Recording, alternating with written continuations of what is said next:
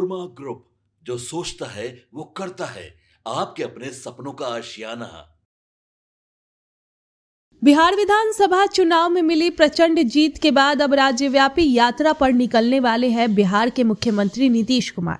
जी हां, इस बार नीतीश कुमार ने 10वीं बार बिहार के मुख्यमंत्री पद की शपथ ली है और अब यात्रा पर निकलने वाले हैं नीतीश कुमार। आपको बता दें कि शक्ति यादव ने कहा था कि बिहार आते ही तेजस्वी यादव यात्रा करेंगे।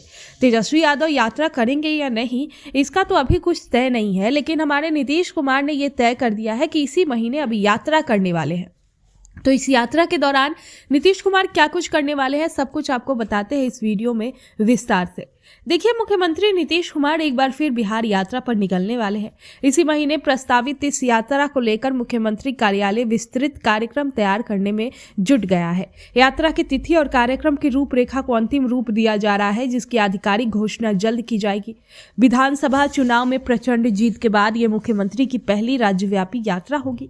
इस दौरान वे विकास कार्यों की जमीनी हकीकत का जायजा लेंगे और विभिन्न सरकारी योजनाओं के कार्यान्वयन की समीक्षा करेंगे।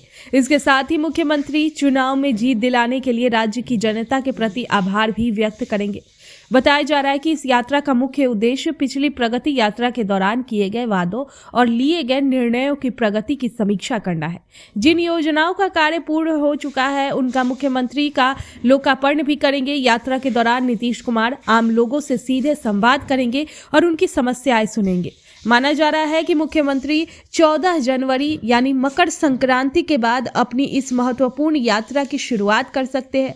सीएम की यात्रा को लेकर राज्य के सभी जिले में तैयारियां शुरू कर दी गई है। जिले के डीएम और एसपी को आवश्यक तैयारियां सुनिश्चित करने के निर्देश दे दिए हैं। वहीं जिलावार स्थलों का चयन भी किया जा रहा है। आपको बता दें कि तेजस्वी यादव बिहार की राजनीति में चुनावी नतीजों के बाद एक बार फिर हलचल तेज हो गई है। हाल ही में आए चुनाव परिणामों में राज्य के सियासी समीकरणों को काफी हद तक बदल दिया है।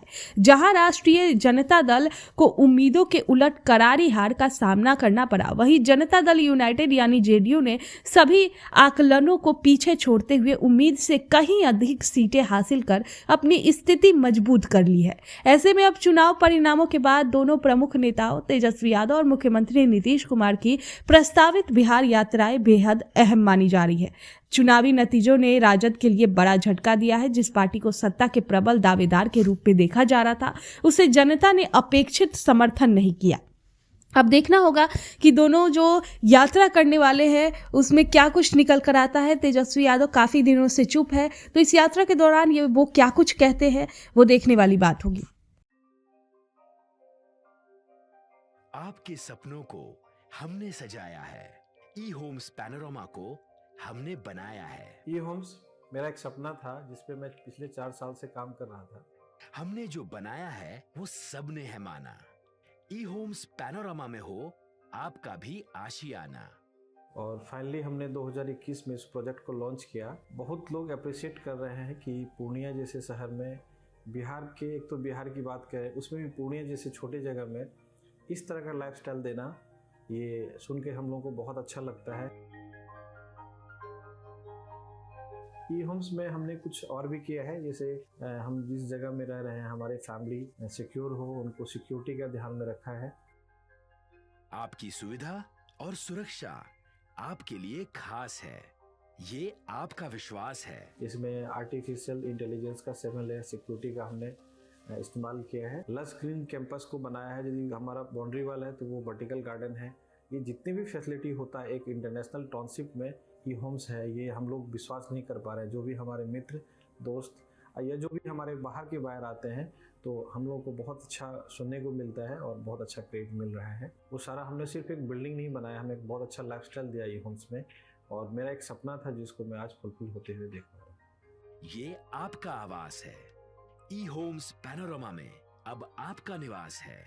E Homes Panorama, luxurious lifestyle redefined.